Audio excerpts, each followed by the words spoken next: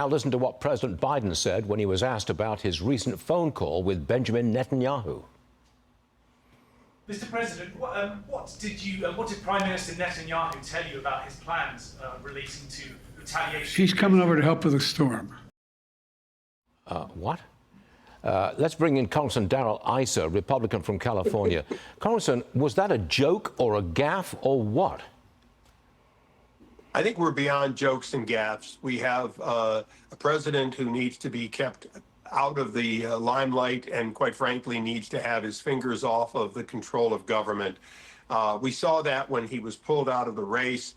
The next thing he needs to do is be pulled out of the commander-in-chief's position. It's dangerous to have somebody who truly, on a regular basis, doesn't know what he's saying and probably doesn't know what's happening.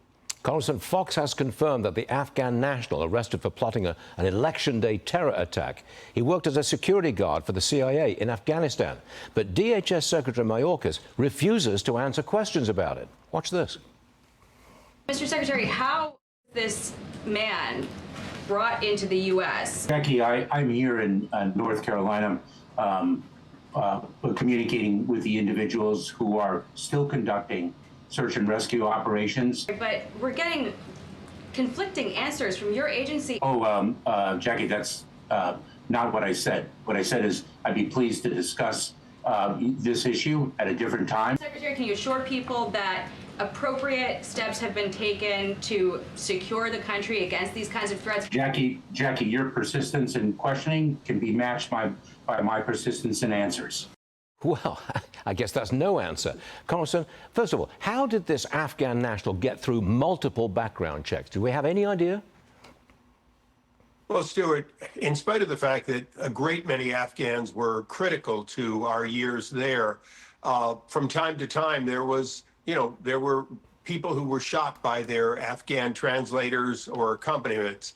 The reality is we could never fully vet all of the individuals. And of course, the way the release from Afghanistan went, so many people came in such a hurry in that Afghan withdrawal that the reality is they've never vetted a lot of them. And that's a challenge. This is one of the challenges that Mayorkas will never talk about, is that we have countries that we cannot ever properly vet people from. And yet when President Trump had an attempt to slow down and be more careful in it, the Democrats call it a Muslim ban, when in fact it had nothing to do with their religion. It had to do with exactly this kind of a problem. Yeah, you can't vet them, so don't let them in. Congressman Darrell Issa, thank you very much for joining us, sir. We always appreciate it. Thank you very much.